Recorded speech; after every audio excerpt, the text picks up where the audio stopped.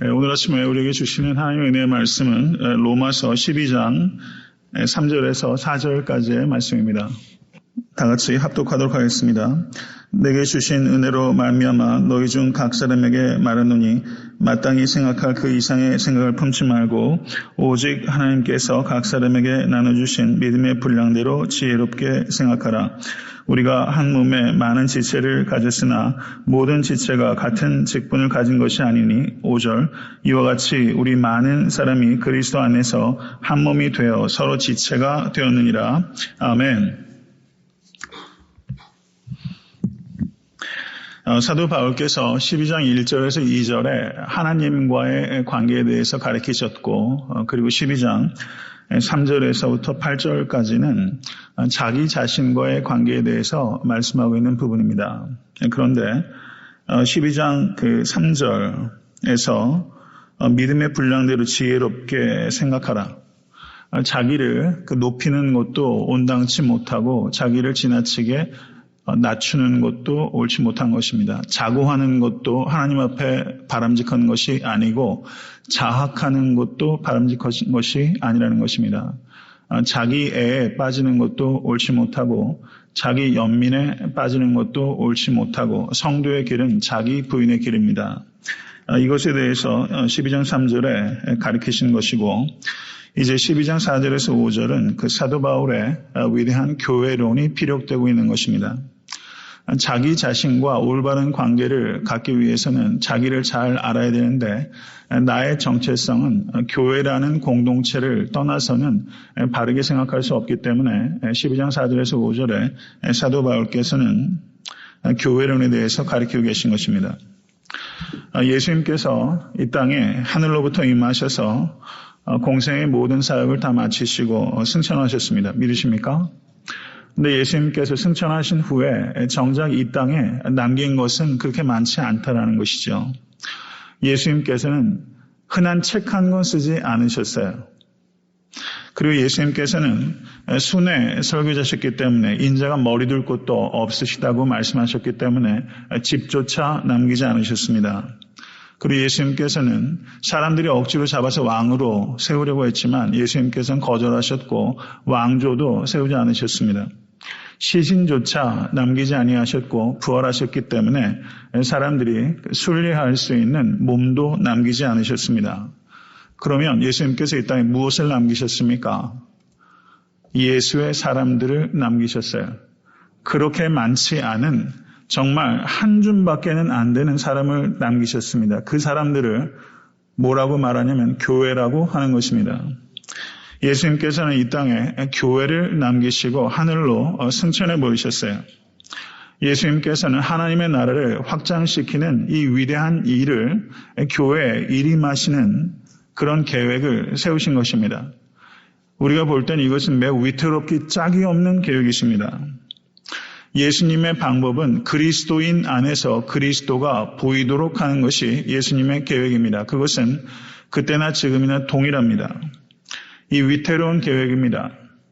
저는 오늘 말씀을 통해서 우리 애타한테 섬기는 교회가 그리스도의 몸으로서 그리스도를 보이도록 하고 있는 공동체로 쓰임받고 있는지를 깊이 되돌아보고 그 일을 위하여 더욱더 회개하고 돌이키며 성령을 의지할 수 있게 되기를 주님의 이름으로 간절히 축원합니다. 12장 4절에서 5절의 사도 바울께서는 우리가 한 몸에 많은 지체를 가졌으나 모든 지체가 같은 직분을 가진 것이 아니니 이와 같이 우리 많은 사람이 그리스도 안에서 한 몸이 되어 서로 지체가 되었느니라 라고 말씀합니다. 교회를 그리스도의 몸에 비유한 것입니다. 교회를 비유하는 은유가 성경에 많이 등장하지만 그 중에서 가장 중요한 비유 가운데 하나로 교회를 그리스도의 몸에 비유하는 것입니다. 교회의 머리는 그리스도이고 교회는 그리스도의 몸입니다. 우리는 그리스도 안에서 한 몸입니다. 믿으십니까? 그럴 뿐만 아니라 이 몸 안에 많은 지체가 있고 많은 직분이 있다라고 말씀하고 있는 것입니다. 우리는 한 몸이기 때문에 통일된 공동체이고 많은 지체와 많은 직분이 있기 때문에 다양한 공동체인 것입니다. 12장 4절에서 5절은 바로 이 교회의 통일성과 다양성을 매우 함축적으로 강조하고 있는 교회론을 우리에게 가르쳐주고 있다라고 말할 수 있는 것입니다. 특별히 교회를 예수 그리스도의 몸이라고 부연하여 강조하고 있는 중요한 말씀이 고린도전서 12장 말씀입니다. 고린도전서 12장 27절에 너희는 그리스도의 몸이요 지체의 각 부분이라 라고 교회론을 더욱 선명하게 사도 바울께서 가르치고 있는 것입니다. 이것을 우리는 깊이 믿고 받아들여야 될 줄은 믿습니다. 교회가 주님의 눈이요, 주님의 목소리요, 주님의 손이요, 주님의 발이라고 가르치고 있는 것입니다. 이것은 교회에게 주어진 최고의 영예요, 최고의 소명입니다. 그래서 교회를 많은 신학자들이 성육신의 연장이다라고 표현해요. 성육신의 연장 혹은 after Christ. 저를 한번 따라해 보시겠습니까? after Christ. 이것을 후 그리스도라고 표현합니다. 예수께서는 부활 승천하셨어요. 그런데 예수께서 이 땅에 예수를 또 다른 예수를 남겨놓으셨는데 그것이 교회이고 교회는 또 다른 의미에 있어서의 성육신이고 그래서 교회를 후 그리스도 after Christ라고 하는 것입니다. 이것이 교회에게 주어진 영예입니다. 그러면 우리 애타한테 섬기는 교회는 예수 그리스도의 몸으로서 이 영예를 어떻게 감당하는 교회가 되어야 될 것인가 하는 것이지요. 교회는 집단입니까? 아니면 공동체입니까? 교회는 공동체죠. 그런데 많은 교회들이 집단처럼 행동하고 있는 시대를 우리가 살고 있어요. 세상 사람들은 교회를 집단이라고 생각합니다. 종교 섹트라고 생각을 해요. 자기들끼리 북치고 장구치면서 자기 이익에 매몰되어 있고 세상적인 책임을 잘 감당하지 못하는 것처럼 세상 사람들이 이해하고 있습니다. 집단은 이익에 따라 매우 빨리 모였다가 빨리 흩어집니다.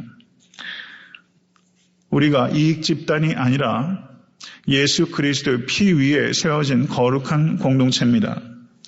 참된 공동체가 되는 길은 그렇기 때문에 길고도 험한 길입니다. 이것을 각오하셔야만 되는 것입니다.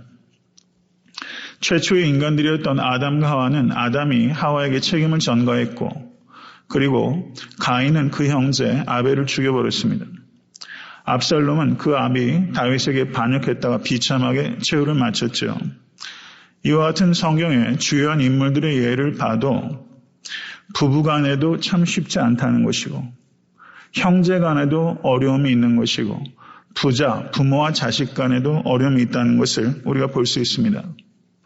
그러니 부부간에도 형제간에도 부자간에도 반목하고 죽일 수 있으니 우리와 같이 전혀 다른 배경과 소양과 문화와 개성을 가지고 있는 다양한 사람들이 모여서 집단이 아니라 어떤 이해관계가 아니라 공동의 선을 가지고 공동체를 이루어 간다는 것은 얼마나 어려운 일이겠습니까?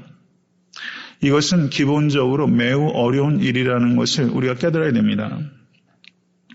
교회는 그리스도의 몸입니다.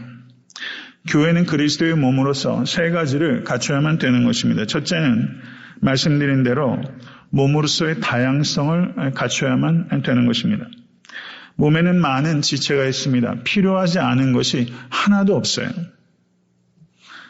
그렇기 때문에 교회가 그리스도의 몸이라는 것을 우리가 진심으로 생각한다면 나에게 교회의 성도로서 책임이 있다는 것을 기억해야 되는 것입니다. 우리는 교회의 몸으로서 responsibility, 책임을 가지고 있습니다. 그렇기 때문에 나 하나 빠져도 돼 생각해서는 안 돼요.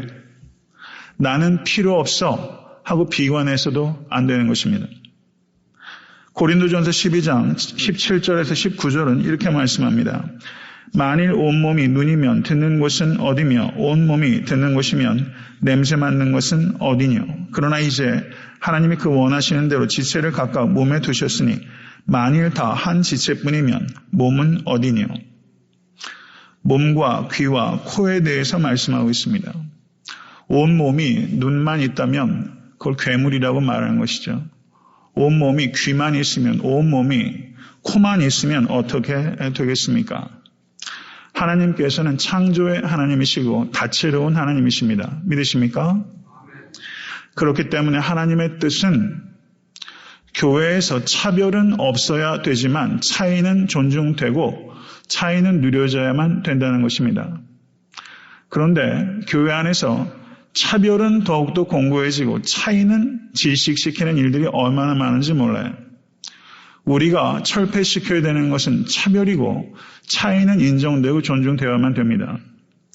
특별히 목장에서 다양한 성도님들과 가깝게 대화하시고 교제하실 때 아마 많은 차이를 느끼시게 될 거예요. 성도 여러분, 그 차이를 불편하게 여기지 마세요. 그 차이를 감사하세요. 그 차이를 즐기세요. 저 성도님께서 여기에 계셔서 우리 목장에 또 다른 색깔이 하나 더 첨가가 됐다는 것을 기뻐하세요. 저분이 우리 교회에 오셔서 우리 교회가 좀 더 many colored, 그냥 12가지 색깔만 있는 크레용이 아니라 48개, 미술하는 사람은 더 색깔들을 더 섬세하게 구분하죠. 얼마나 많은 색깔들을 우리가 갖게 되는지 몰라요. 또 다른 색깔을 우리에게 더해 주시려고 이렇게 오셨구나. 이렇게 받아들이세요. 교회가 어떻게 파란색 일색이고 빨간색 일색이 될 수 있겠어요? 성도 여러분, 색깔을 더해 주셔서 참으로 감사합니다. 교회는 획일성이 아니라 통일성이 필요하고 차별은 버려지고 차이가 누려지는 공동체가 되어야 되는 것입니다. 이것을 기억하실 수 있게 간절히 바랍니다. 그리스도의 몸으로서 첫째는 responsibility, 책임이 있다라는 거라면 두 번째는 respect, 존중이 필요한 것입니다. 나는 필요 없어 라고 생각하는 그 생각의 극단에는 뭐가 있냐면 너는 필요 없어 라고 말하는 거예요. 너는 필요 없어. 너는 없어도 돼 라고 말하는 것입니다. 이 양극단을 피해야 되는 것입니다. 첫 번째 문제가 비관하는 것이라면 두 번째 문제는 비판하는 거예요. 비관 대신에 나도 필요해 라고 말하는, 나도 책임이 있어 라고 말하는 그 책임이 있어야 되고, 비판하는 대신에 존경이 필요합니다. 특별히 이민생활 하시면서 사회생활 하시는 게 상당히 어려움을 많이 겪으시잖아요. 이민생활 하면서 사회생활을 통해서 존경받기 참 어렵습니다. 존중받기도 어려운 경우들이 많이 있잖아요. 교회에 오시면 서로 존중하실 수 있게 되기를 바라요. 저는 교회가 예의가 있어야 된다고 생각합니다. 믿는 사람들이 무례해서는 안 돼요. 소위 말해서 에티켓도 안 지키면 어떡합니까? 세상에서도 젠틀맨, 신사도라는 게 있잖아요. 저는 영국에 안 가봐서 모르겠지만 영국 사람들 신사도 매우 중요하게 생각하잖아요. 예의가 있잖아요. 근데 믿는 사람들이 굉장히 무례한 경우 많아요. 그래서는 안 돼요. 영적인 공동체일수록 예의가 있어야 돼요. 존중하고 존경까지 가기 전에 존중이 없으면 어떻게 존경하죠? 이 세상이 그냥 권위가 다 무너져가지고 교사에 대한 존중도 없고 뭐 아무것도 없잖아요. 교회에서 성도 여러분 서로 마땅하게 서로 존중히 여기고 예의 잘 지키세요. 아래 사람들, 나이가 어린 사람들, 연장자들에 대해 갖춰야 될 예의가 있고, 그리고 연장자도 연수한 자들에게 갖춰야 될 예의가 있어요. 교회에서 성도가 목회자에 갖춰야 될 예의가 있지만 목사 역시 성도들에게 갖춰야 될 예의가 있어요. 예의가 어느 한 방향으로 일방적이지 않아요. 상호간에 갖춰야 될 예의가 있어요. 그런데 의도하지 않았건 의도했던 간에 무례하게 말할 때 있죠. 저도 지난 주간에 제가 지금 한 성도님과 대화하면서 순간적으로 좀 무례하게 얘기한 것 같다는 느낌이 제가 들었어요. 그래서 그날 저녁에 상당히 고통스럽더라고요. 한 2-3시까지 좀 뒤척였어요. 그렇게 깜짝 놀랐어요. 아마 못 느끼셨을지도 몰라요. 그런데 저는 상당히 제가 말이 무례할 수 있다. 굉장히 직설적이었다. 내가 오늘 컨디션이 좀 안 좋은가? 왜 그랬을까? 그래서 상당히 마음고생을 했어요. 이 깨어있지 않으면 은연중에 무례할 수 있다는 것을 또 느끼면서 굉장히 자책한 시간이 있었어요. 정말 죄인이구나. 그런 생각 많이 하면서 제가 목회자라도 되니까 이렇게 꼭꾹 누르지 그렇지 않으면 아주 형편없는 행동 많이 하겠구나. 이런 생각 참 많이 들었어요. 목회자로서 성도님들께 갖춰야 될 예의가 있다고 저는 생각합니다. 피차 간의 예의를 갖추시고 존중할 수 있는 교회가 될 수 있게 되기를 간절히 바랍니다. 특별히 우리가 예의를 갖춰야 되는 존재는 지극히 약한 존재입니다. 지극히 아름답지 못한 존재예요. 지극히 부족한 존재예요. 지극히 작은 자에게 대하는 것이 나에게 대하는 것이다. 예수님께서 그렇게 말씀하셨어요. 이렇게 말씀하시는 주님이 너무 좋지 않습니까? 지극히 작은 자를 대하는 태도가, 제가 그래서 성도님께 말씀드리죠.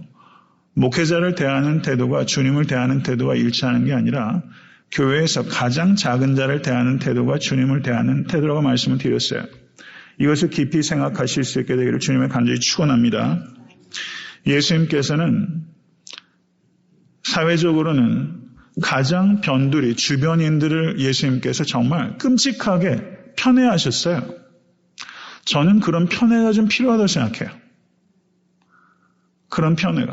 저는 목회자로서는 좀 그런 편애를 제가 좀 어떤 의미에서 해야 된다고 생각하는 측면도 있어요. 문둥병자, 세리와 창녀와 귀신 들린 자와 사마리아 여인들과 같은 사람. 그 당시에서 그야말로 가장 주변인에 속한 사람. 예수님의 관심을 항상 그곳에 향하고 있었죠. 저의 관심이 거기에 있다. 저는 아직은 그렇지 못한 것 같아요. 그런 의지는 있는데 그런 실력이 제게 없어요. 솔직히 말씀드리면. 저는 애타한테 섬기는 교회가 그런 일을 감당하려고 몸부림은 치고 있다고 생각해요. 그런데 아직까지 그렇게 그게 아직 몸에 그냥 붙어가지고 교회가 그런 헌신과 사랑의 희생을 하고 있다고 생각되지는 않습니다. 형제들아 너희의 부르심을 보라. 육체를 따라 지혜 있는 자가 많지 아니하며 능한 자가 많지 아니하며 문벌 좋은 자가 많지 아니하도다. 그러나 하나님께서 세상에 미련한 것들을 택하사 지혜 있는 자들을 부끄럽게 하려 하시고 세상에 약한 것들을 택하사 강한 것들을 부끄럽게 하려 하시며 하나님께서 세상에 천한 것들과 멸시받는 것들과 없는 것들을 택하사 있는 것들을 패하려 하시나니. 아멘. 저는 여기에서 우리 모두가 나는 미련한 자였고 약한 자였고 천한 것이었고 멸시받는 것이었고 없는 것들이라는 것을 중심으로 깨달을 수 있기를 간절히 바랍니다. 제가 설교 가운데 이야기한 적도 있지만 이 이야기는 참 재밌어요. 많은 것들을 생각하게 하는 작은 삶의 에피소드입니다. 한 성공한 여성 실업가 CEO가 자신의 경험, 자신이 결정적으로 성공하게 된 삶의 경험을 이야기하면서 자기가 대학교 때 경제학 시간에 있었던 시험 이야기를 하는 거예요. 경제학 수업 시간에 갑자기 교수가 책과 공책을 책상 위에서 다 치우라고 말하면서 깜짝 시험을 보게 된 겁니다. 여자 실업가가 대학교 때 공부를 잘했기 때문에 경제학 교수가 내준 문제들을 그야말로 일사천리로 다 적었는데 제일 마지막 시험 문제가 뭐였냐면 우리 대학교에서 청소하는 이 건물에서 청소하는 아주머니의 이름을 적으시오 라는 시험 문제가 났어요. 아주머니의 이름을 적으시오. 그래서 이 학생은 순간적으로 교수가 마지막에 조카한다고 생각을 했답니다. 이 학생은 한 번도 황경미와 아주머니의 이름에 대해서 궁금하게 여긴 적이 없었어요. 이 아주머니를 항상 지나치고 보면서 이 아주머니의 이름에 대해서 물어야 되겠다는 생각 자체를 안 했던 것입니다. 시험 시간이 거의 다 끝나가고 있는데 한 학생이 교수에게 손을 들어서 질문합니다. 마지막 시험 문제도 점수에 포함됩니까? 그랬더니 교수가 물론입니다. 그리고 시험이 끝났어요. 그러자 교수가 학생들에게 말합니다. 여러분들은 앞으로 사업을 하면서 많은 사람들을 만나게 될 것입니다. 그러나 그들 중에 중요하지 않은 사람은 한 사람도 없습니다. 그분들에게 관심과 주목을 드려야 될 가치가 있습니다. 이렇게 이야기를 했다는 것이죠. 그리고 이 여성 실업가가 그때 그 시험 문제에 대해서 얻은 교훈을 가지고 한 사람 한 사람에게 관심과 주목을 갖고서 사업을 했고 그래서 큰 사업을 이끌 수 있는 여성 CEO가 됐다는 것이죠. 그리고 이 청소하시는 아주머니의 이름이 도로시래요. 도로시. 저는 여러분과 제가 무관심하게 이름조차 궁금하게 여기지 않는 도로시가 있다고 생각합니다. 우리 교회 내에도 제가 목회자로서 제가 도로시처럼 대하고 있는 성도가 적지 않아요. 적지 않아요. 여러 성도님들 교회 안에서 도대체 몇 사람과 깊이 있게 대화를 나누며 교제하고 계세요. 어떤 사람은 그렇게 얘기하더라고요. 평생 스치고 지나가는 사람들은 많이 있지만 나하고 차 한잔 마시면서 깊이 있게 대화를 나누시는 사람은 개인당 한 15명 안팎일 것이다. 이렇게 얘기를 해요. 좀 과대평가한 것입니까? 과소평가한 것입니까? 사랑하는 성도 여러분, 내가 무관심하게 지나치고 있는 도로시를 찾을 수 있게 되기를 간절히 바랍니다. 그리스도의 몸으로서 우리에게 필요한 세 번째 덕목은 공감입니다. 고린도전서 12장 26절을 보시면 이렇게 말씀합니다. 만일 한 지체가 고통을 받으면 모든 지체가 함께 고통을 받고 한 지체가 영광을 얻으면 모든 지체도 함께 즐거워하나니. 아멘. 이게 공동체입니다. 특별히 목장 내에서 한 지체가 아프면 같이 아파하고 한 지체가 영광을 얻으면 같이 기뻐하실 수 있는 모든 성도 되실 수 있게 주님의 간절히 축원합니다. 같이 아파하는 것도 어렵고 같이 기뻐하는 것은 더 어려워요. 사돈이 밭을 삽니까? 노는 삽니까? 그런 말 하도 안 써보다니까 밭인지 노인지 헷갈리네. 사돈이 땅을 사면 배가 아파요. 배가 솔솔 아파요. 옆에 교회가 부흥하면 배가 아파요. 그렇다고요, 진짜. 교회 내에서도 일부 찬양팀과 2부 찬양대가 있으면 1부 찬양대가 잘한다는 소리 들으면 2부 찬양대 지휘자는 배가 솔솔 아파요. 목사님이 휴가를 가셨는데 부목사님이 여러 분 계시는데 지난주에 부목사님 설교 잘하셨는데 이번 주 다른 부목사님 설교했는데 반응이 시원치 않으면 부목사님이 배가 아파요. 우리가 하나님의 나라라는 큰 틀에서 생각하지 못하고 내가 얻게 될 이름과 인정에 집착해요. 항상 이게 문제예요.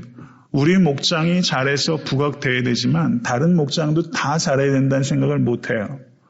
오히려 우리 목장이 좀 여력이 있으면 다른 목장으로 좀 어떻게 좀 도움을 줄까 이렇게 생각과 배려를 하는 쪽으로 우리가 나아야 됩니다. 첫 번째 우리에게 필요한 게 responsibility. 절 따라하세요. responsibility. respect. sympathy. 공감하는 거예요. 같이 아파하고 같이 즐거워하는 거예요. 사랑하는 성도 여러분, 이 얘기만 하고 그 설교 맺죠. suffering presence라는 말이 있어요. 이건 굉장히 중요한 표현이에요. 고통당하는 임재라는 표현입니다. suffering presence. 욥이 고난을 당했을 때 욥의 친구들이 욥에게 왔어요. 일주일 동안은 아무 말도 안 하고 욥 옆에 있어줬어요. 그렇게 되면 치유가 되고 힐링이 일어나요. 그런데 이 친구들이 입을 열기 시작하면서 욥을 괴롭히잖아요. 우리가 고통당하는 사람에게 줄 수 있는 것은 presence예요. 옆에 있어주는 게 가장 큰 도움이 되는 거예요. 내가 세상 끝날까지 너희와 항상 함께 있으리라. 주님께서는 everlasting presence, 영원한 임재를 우리에게 주셨어요. 믿으십니까? 정말 사랑하는 관계 속에서 가장 중요한 것은 같이 있어주는 거예요. 동행의 가치를 우리는 가볍게 여겨서는 안 됩니다. 정말 중요한 것은 동행하는 거예요. 우리가 사람들하고 이렇게 문제가 있을 때 말이죠. 예전에 제가 읽었던 책 중에서 인상 깊었던 내용이 그런 얘기예요. 이렇게 몸을 팔아서 이렇게 살아가는 그 매춘부도 있지 않습니까? 그 사람들 상대로 이렇게 상담하고 도와주는 목사님들 얘기를 좀 이렇게 쓴 책을 제가 봤는데 테이블을 앞에 놓고서 이렇게 마주 앉아서 이야기를 하는 것과 같이 앉아서 이야기하는 것의 차이를 얘기하는 거예요. 마주 앉아서 얘기하면 가리키게 돼요. 근데 같이 앉아 있으면 같이 걸어가게 되고 같은 목적을 향해서 가게 됩니다. 흔히 그런 말 하죠. 커피숍에서 남녀가 마주 앉아 있으면 부부고 같이 앉아 있으면 연인이라는 이야기를 하더라고요. 우리 애타한테 섬기는교회 모든 그 성도들은 같은 방향을 바라보면서 같이 동행할 수 있는 동행의 가치를 귀히 여기고 그것을 줄 수 있는 성도와 교회가 될 수 있게 되길 주님을 간절히 축원합니다. 좀 교회 때문에 덜 외로우셨으면 좋겠어요. 이게 제 바람이에요. 외롭게 나그네처럼 살아가는데 교회 안에서 이민생활하면서 특별히 우리 다 필그림 아니에요? 순례자인데 같이 더불어 동행하면서 덜 외롭게 서로를 격려할 수 있는 모든 성도가 될 수 있게 되길 주님을 간절히 축원합니다.